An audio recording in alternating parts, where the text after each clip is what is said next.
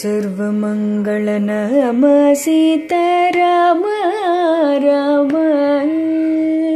सर्वमङ्गलनाम सीताराम राम राम सर्वमङ्गलनाम सीताराम राम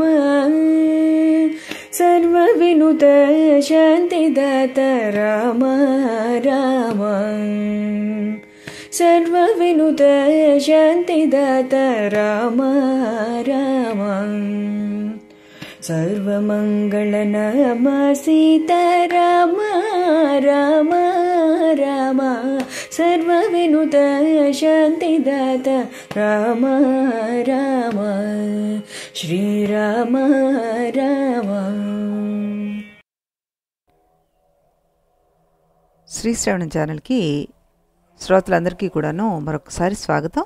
ఈరోజు మనం విన్న ఈ రచన సముద్రాల రాఘవాచార్యులు వారు గారు రచించిన కీర్తన అన్నమాట.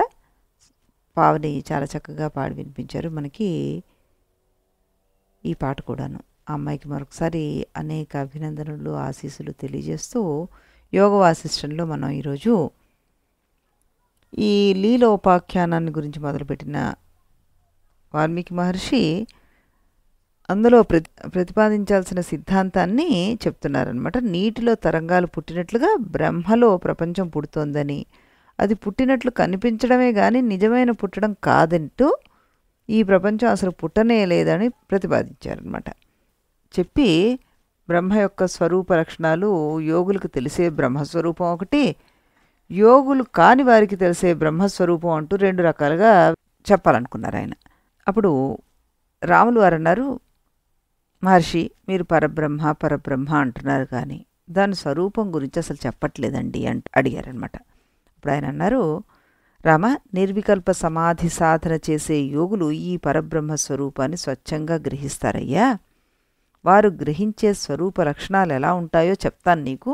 అది ఎవరికి వాళ్ళు గ్రహించాల్సిన విషయం కాబట్టి ఈ పరబ్రహ్మని గ్రహించిన వారి లక్షణాలు ఎలా ఉంటాయో నేను నీకు చెప్తాను అంతే అంటూ, యోగం అంటే చిత్తవృత్తి నిరోధం.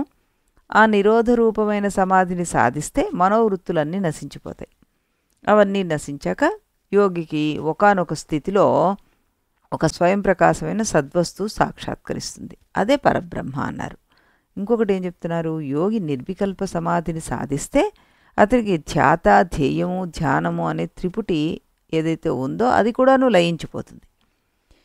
ఆ లయానికి ఒక సాక్షిగా మిగిలిపోతాడు. అదే బ్రహ్మ. ఇక మూడోది అంటున్నారు, యోగి సమాధిలోకి వెళ్ళాడు, ఇంకా బయటికి రాలేదు. అతనిలో ఉండే చైతన్యం విషయాల వైపుకు తిరగాలంటే ఆ చైతన్యం ఇంకా జీవత్వాన్ని పొందాలి. అటువంటి సమయంలో కూడా ఆ యోగి చైతన్యం ఒకానొక నిర్మలమైన ప్రశాంతమైన స్థితిలో ఉంటుంది. అదే బ్రహ్మస్వరూపం. తర్వాత అన్నారు ఆయన, ఒక యోగి బ్రహ్మ సమాధిలో ఉన్నాడు, అతని చిత్తం బ్రహ్మాకారాన్ని పొంది ఉంది, వాడు జీవించి ఉన్నాడు, అయినా సరే వాడి వంటికి గాలి స్పర్శ కానీ పుష్పాల వాసన కానీ ఇవేమీ తెలియడం లేదు. ఇలాంటి దశలో అతని చిత్తానికి ఏ రూపం అనుభవంలోకి వస్తుందో అదే పరబ్రహ్మ స్వరూపము అని ఇంకా ఆయన ఇప్పుడు చెప్తున్నారు. ఏంటంటే ఇదంతా నీకు ఇప్పుడు యోగుల గురించి చెప్పాను, ఇప్పుడు యోగులు కాని వారి గురించి తెలిసే పరబ్రహ్మ స్వరూపం గురించి నీకు చెప్తాను విను అంటూ ఒకడు నిద్రపోతున్నాడు. కలలు రావడం లేదు. ఆ సమయంలో వాడి మనస్సుకి జడత్వం లేదు. అలా ఉంటే వాడికి ఏ తత్వం గోచరిస్తుందో జగత్ ప్రళయంలో మిగిలిన తత్వం అదే పరబ్రహ్మ అని. తర్వాత ఆయన ఏమన్నారు, ఆకాశానికి తత్వం ఏమిటి? శూన్యత్వమే కదా. రాతికి తత్వం ఏమిటి? ఘనత్వమే కదా. అలాగే పరబ్రహ్మ యొక్క తత్వం ఏమిటి? చిద్రూపత్వమే. అదే బ్రహ్మ యొక్క స్వరూపం. ఒక మనిషి సమస్త విషయాలను చివరికి మనస్సును విడిచిపెట్టాడనుకో, అప్పుడు ఏమి మిగిలి ఉంటుందో ఊహించు. అదే పరబ్రహ్మ స్వరూపం. అన్నమయ, ప్రాణమయ, మనోమయ, విజ్ఞానమయ, ఆనందమయాలనే పంచకోశాలు మనకున్నాయి కదా. వాటిలో సూక్ష్మాతి సూక్ష్మమైనది ఆనందమయ కోశం. దాని లోపల ఉండేది కూడా ఆ పరబ్రహ్మ స్వరూపమే. జీవుల సూక్ష్మదేహాలు అన్నీ కలిపితే ఏర్పడే ఈ సమష్టి సూక్ష్మరూపం ఒకటి ఉంటుంది. దానిలో సూక్ష్మాకాశం ఉంటుంది. అలాంటి ఆకాశంలో ఉండేదే ఈ పరబ్రహ్మ రూపం. పంచేంద్రియాల వల్ల ప్రత్యక్ష జ్ఞానాలు కలుగుతాయి మనకి. ఆ జ్ఞానాలలో అనుగతమై ఒక చైతన్యం ఉంటుంది. అదే పరబ్రహ్మ స్వరూపం. మానవుడికి మనస్సు ఉంది అని తెలుస్తోంది. ఆ మనస్సు పనిచేస్తోంది, లేదు పని చేయడం లేదు, ఈ విషయం కూడా వాడికి తెలుస్తుంది. ఇలా వీటన్నిటిలోనూ తెలుసుకునే సాక్షి చైతన్యం ఒకటి ఉండాలి కదా. అదే పరబ్రహ్మ స్వరూపం. ప్రపంచానికి పుట్టుక లేదని మనం నిరూపించాం, మళ్ళీ నిరూపించబోతున్నాం. ఇప్పుడు పుట్టుక లేకపోయినా అది పుట్టినట్లు కనిపిస్తోంది. ఎవరి వల్ల అలా కనిపిస్తోంది? పరబ్రహ్మ వల్లే. నిజానికి ఈ ప్రపంచం ఆ బ్రహ్మ కంటే భిన్నమైనది కాదు, అయినా భిన్నంగా మనకు కనిపిస్తుంది. ఇలా ప్రపంచ జన్మకి, ప్రపంచ స్మరణకి ఆధారమైనది పరబ్రహ్మ. ప్రపంచ వ్యవహారం ప్రచండ వేగంతో సాగిపోతుంది. దీన్నంతా జరిపే పరబ్రహ్మ మాత్రం బండరాయిలాగా నిశ్చలంగా ఉండిపోతున్నాడు. అలా ఉండడమే ఆయన స్వరూప లక్షణము. ఈ కనిపించే ఆకాశం పరిపూర్ణంగా ఉంది, అయినా కొన్ని కోట్ల వస్తువులు ఉండడానికి అవకాశాన్ని ఇస్తోంది. అవకాశం ఇస్తూ ఉండడం వల్ల అది శూన్యంలాగానే కనిపిస్తుంది. ఈ ఆకాశంతో సహా స్థూల సూక్ష్మ ప్రపంచాలన్నిటికీ అవకాశం కల్పిస్తోంది బ్రహ్మ. ఇలా అవకాశం కల్పిస్తూనే, తాను పరిపూర్ణమై ఉంటూనే శూన్యంలాగా కనిపిస్తూ ఉండడమే పరబ్రహ్మ స్వరూపము. తెలుసుకోదగినది, తెలుసుకోవడము, తెలుసుకునేవాడు, ఈ మూడు మనం త్రిపుటి అనుకున్నాం. దీన్నే వేద్యము, వేదనము, వేత్త అన్నాం. ఇలాంటి త్రిపుటులు అనేకం పుడుతున్నాయి, పోతున్నాయి. దీనికి వివర్త కారణమైన ఆధారం ఒకటి ఉండాలి అంటే అది పరబ్రహ్మ స్వరూపము. స్థావరాణాం హి యద్రూపం తచ్చేదద్బోధమయం భవేత్ మనోబుద్ధ్యాది నిర్ముక్తం తత్పరేణోపమీయతే అన్నారు. అంటే లోకంలో జడవస్తువులు ఉన్నాయి, వాటికి మనోబుద్ధ్యాదులు లేకుండానే జ్ఞానం కలిగినట్లయితే అప్పుడు అవి పరబ్రహ్మతో సమానమైపోతాయి అన్నారు. కనుక రామా, ఇలాంటి పరబ్రహ్మే సత్యమని, దీనిలో నుండి జన్మించినట్టుగా కనిపిస్తున్న ఈ ప్రపంచానికి ఉత్పత్తే లేదని నేను లీలోపాఖ్యానంలో నిరూపించబోతున్నాను. ఇకపోతే 11వ సర్గలో శ్రీరాముడు ఇంచుమించు వేసిన ప్రశ్నల్ని మళ్ళీ మనోహరంగా వేసి వశిష్ఠ మహర్షి నుండి సమాధానాలు రాబడతారనమాట. ఇలా చేయడంలో ఉద్దేశం ఏంటంటే తర్కపరంగా విషయం దృఢపరచడమే. వశిష్ఠ మహర్షి ఇప్పటిదాకా చెప్పిన వివరణ ప్రక్రియలో 2 రకాల మాటలు వచ్చేసాయి. ఏమిటవి? తత్వదృష్టితోటి ఈ జగత్ సృష్టి లేనే లేదు అంటున్నారు ఆయన. అలాగే వ్యవహార దృష్టితోటి ఈ జగత్తు స్తంభంలో బొమ్మలాగా వ్యక్తం అవుతోంది అంటున్నారు. తత్వజిజ్ఞాస కలవారు ఈ 2 దృష్టాలను విస్పష్టంగా అర్థం చేసుకోవాలి. ఎలా? తత్వదృష్టితోటి జగత్తు పుట్టలేదని అంగీకరిస్తే మిగిలి ఉండేది శుద్ధమైన పరబ్రహ్మే. దాని లక్షణాలన్నీ మనకి 10వ సర్గలో చెప్పేశారు ఆయన. ఇప్పుడు యోగులకు తెలిసే పరబ్రహ్మ ఎలా ఉంటుంది, సామాన్యులకు తెలిసే పరబ్రహ్మ ఎలా ఉంటుంది అన్నది కూడా వివరించేశారు. తర్వాత ఆయన ఇంకొంచెం చెప్పిన తర్వాత లీలోపాఖ్యానం చెప్పడానికి ఉద్యుక్తులవుతున్నారు. ముందు సృష్టి క్రమాన్ని గురించి కూడా మనకి పరిచయం చేస్తున్నారు. ఇక వ్యవహార దృష్టిని అంగీకరించి జగత్తు స్తంభంలోని బొమ్మలాగా వ్యక్తమయ్యింది అంటే అలా వ్యక్తం కావడానికి ఒక ప్రక్రియ ఉండాలి కదా, దాన్నే సృష్టి క్రమము అన్నారు. ఈ సృష్టి క్రమాన్ని వశిష్ఠ మహర్షి 12వ సర్గలో మనకి వివరించారనమాట. దాన్ని వర్ణించే ముందు కొన్ని ప్రధాన అంశాలు రాముడికి మళ్ళీ గుర్తు చేశారు ఆయన. ఏమిటవి? ప్రళయకాలంలో పరబ్రహ్మ మన సుషుప్తంలాగా ఉంటారు అని, అంటే మనం సుషుప్తిలో ఎలా ఉంటామో అలా ఉంటాడని. సృష్టి సమయంలో పరబ్రహ్మ మన స్వప్నాత్మలాగా ఉంటారు అని, ఆయన స్వప్నమే మన ప్రపంచం అని.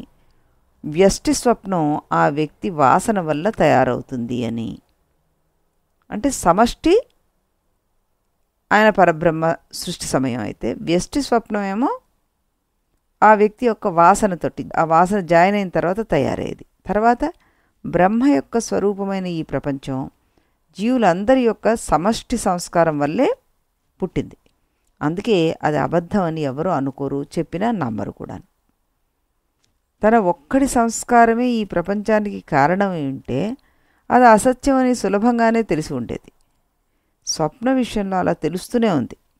ఇతరుల సంస్కారాలు కూడా కలిసి ఉండడం వల్ల, వాటన్నిటి వల్ల జన్మించిన ఈ ప్రపంచాన్ని అసత్యమని జీవులు గ్రహించలేకుండా ఉన్నారు. స్వప్న ప్రపంచానికి జగత్ ప్రపంచానికి మధ్య తేడా ఇదే. ఇలా వెనకటి విషయాలు గుర్తు చేసుకున్నాక వశిష్ఠ మహర్షి సృష్టి క్రమాన్ని గురించి వివరించడం మొదలుపెట్టారు. ఏంటన్నారు?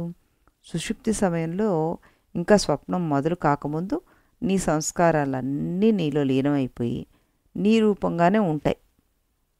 వ్యక్తం కాబోయే ఈ సంస్కారాల దృష్టితో చూస్తే అప్పుడు నువ్వు సర్వాత్మకుడివి. అదే రీతిగా ప్రళయకాలంలో బ్రహ్మ సర్వాత్మకుడు, సన్మాత్ర స్వరూపుడు. సుషుప్తిలో నిశ్చలంగా ఉన్న నీలో ఏదో ఒక చలనం ప్రారంభమైతే దానిలోంచి ఒక స్వప్నం మొదలవుతుంది. అలాగే ప్రళయ దశలో ఉన్న బ్రహ్మకు ఒక్క ఈ క్షణం బయలుదేరిందనమాట. ఈ క్షణం అంటే చూపు, అంటే సంకల్పం, అంటే ఊహ, అంటే ఆలోచన. దానివల్ల ఆ బ్రహ్మకు ఈశ్వరుడు అనే పేరు వచ్చింది. ఈశ్వరుడు అంటే మాయోపాధికమైన చైతన్యం. క్రమంగా ఈ ఈక్షణం అనే వృత్తి ముదిరి గట్టిపడి జీవత్వాన్ని పొందింది. ఇతడే ప్రథమ జీవుడు. ఇతనికి హిరణ్యగర్భుడు అని పేరు పెట్టారు. ఇతని నుంచి ఇంద్రియాది దేవతలన్నీ పుట్టారు, అంటే సూర్యుడు మొదలైనవారు. తర్వాత పంచమహాభూతాలు పుట్టాయి. తరువాత అహంకారం పుట్టింది. దానితో పాటు కాలం పుట్టింది. ఆకాశం నుంచి శబ్దం, వేదాలు పుట్టాయి. తర్వాత పంచమహాభూతాలు పంచీకృతాలై బ్రహ్మాండాలు ఏర్పడ్డాయి. ఇలా సంగ్రహంగా సృష్టి క్రమాన్ని చెప్పేసిన తర్వాత వశిష్ఠ మహర్షి మళ్ళీ వెనక్కి అన్వయం చేసి చూపించారు. ఎలా అంటే ఈ జగత్తుకి అణుగుచ్చాలు కారణం. అంటే త్రస్రరేణువులు అనే పదాన్ని అణుగుచ్చం అని మనం అర్థం చేసుకోవాలి. ఇది ఈనాటి వైజ్ఞానికులు చెప్పే మాలిక్యూల్స్ వంటిదన్నమాట. అణుగుచ్చాలకి అణువులు కారణం, అణువులకి పంచభూతాలు కారణం, వాటికి తన్మాత్రలు కారణం, వాటికి పరమాత్మను ఆవరించి ఉన్న మాయాశక్తి కారణం. ఇది వరుస. అంటే ఏమిటి తేలింది? పరమాత్మతత్వమే మాయాశక్తి ద్వారా ప్రపంచానికి మూల కారణం అవుతుంది. బీజం జగస్సు నను పంచక మాత్రమేవా, బీజం పరావ్యవహిత స్థితి శక్తిరాజ్య, బీజం తదేవ భవతి ఇతి సదానుభూతం చిన్మాత్రమేవ మజమాజ్యో మతో జగచ్చిహి అన్నారు. ఇది 32వ శ్లోకం అనమాట. ఇందులో ఏమిటి చెప్పారు ఆయన అంటే, పరావ్యవహిత స్థితి శక్తి అంటే పరమాత్మను సాక్షాత్తుగా ఆవరించి ఉన్న జగస్థితికి కారణమైన శక్తి. అదే జగత్తుకి అసలైన కారణం. దీన్ని బట్టి ఏమిటి తేలుతోంది? మాయను తొలగించుకుంటే ప్రపంచం బ్రహ్మస్వరూపంగా మిగిలిపోతుంది అని తేలుతోంది. రామా, సృష్టి క్రమం అంతా వర్ణించి చెప్పడంలో ఉద్దేశం ఇదేనయ్యా. సృష్టి నిజంగా ఉందని మా ఉద్దేశం కాదు. లేని సృష్టికి క్రమాన్ని వర్ణించడం ద్వారా అది పరబ్రహ్మ కంటే భిన్నంగా లేదని నిరూపించాలన్నదే మా ప్రయత్నం అన్నారు. ఈ విధంగా సృష్టి క్రమాన్ని పూర్తి చేసిన ఈయన 13వ సర్గలో అసలు కిటుకుని బయటపెట్టారు. అంటే 1వ సర్గకు 13వ సర్గకు దగ్గర సంబంధం ఉందంటూ ఈ విషయాలన్నీ మనం ఇదివరకే చెప్పుకొచ్చాం కదా. దాన్ని కాస్త ఆధునీకరించి చెప్పుకున్నాం. ఇప్పుడు ఆ విషయాలను చాలా సంగ్రహంగా ఇక్కడ చెప్పేస్తున్నారు ఆయన. ఏమిటి? ఈ 13వ సర్గలో ఏమున్నాయంటే, ప్రళయకాలంలో పరమాత్మ తెలివి రూపంగా ఉన్నాడు, అంటే చిద్రూపంగా ఉన్నాడు. తర్వాత ఆయన తెలుసుకొనుట అనే వికారాన్ని పొందాడు. బ్రహ్మ జీవుడు అవడం అంటే ఇదే. ఈ జీవుడి నుంచే బ్రహ్మాండాలన్నీ పుట్టాయి. ఇతర జీవులందరూ పుట్టారు. ఈ సృష్టి క్రమం అంతా నీకు చెప్పుకొచ్చాను నేను. రామ, నీకు 2 లోకాలున్నాయి. ఒకటి నీ స్వప్నలోకం, 2 నీ జాగ్రత్త లోకం. వీటిలో నీ స్వప్నలోక గత జీవులకు నువ్వు ఎలాంటి వాడివో ఈ జాగ్రత్త లోక జీవులకు హిరణ్యగర్భుడు అలాంటివాడు. పెద్ద మంట నుంచి చిన్న రిప్పు రవ్వలు బయలుదేరినట్లుగా హిరణ్య గర్భుల్లోంచి కోటాను కోట్ల జీవుళ్ళు బయటకు వచ్చారు. ఎవరికి వారు నేను వేరు నేను వేరు అంటున్నారు. నిప్పురవ్వ వంటి ఆ భావమే క్రమంగా గట్టిపడి వాడు విడిగా ఒక జీవుడు అవుతున్నాడు. అందుకే జీవుడు మనోమయుడు అని పెద్దలు నిశ్చయించేశారు. నేను వేరే జీవుణ్ణే అనే భావం ఇంకా ముదిరి వాడికి ఒక శరీరం కూడా ఏర్పడిపోయింది. ఇతడు చూడాలి కనుక కళ్ళు ఏర్పడ్డాయి, వినాలి కనుక చెవులు ఏర్పడ్డాయి. ఈ రకంగా అన్ని అవయవాలు వచ్చాయి. ఈ జీవుల్లో కొంతమంది సంస్కార బలం చేత అధికార పురుషులైపోతున్నారు. రమ, ఈ రకమైన వివరణ వల్ల నువ్వు అర్థం చేసుకోవాల్సిన ముఖ్యాంశాలు ఏంటి అంటే హిరణ్య గర్భుడు మనోమయుడే. మూడోసారి మనం ఇక్కడ ప్రూవ్ చేస్తున్నాం. అయితే అతను జీవుల సమష్టి మనోమయుడు. ఈ జగత్ప్రపంచం అంతా అతని సంకల్పం మాత్రమే.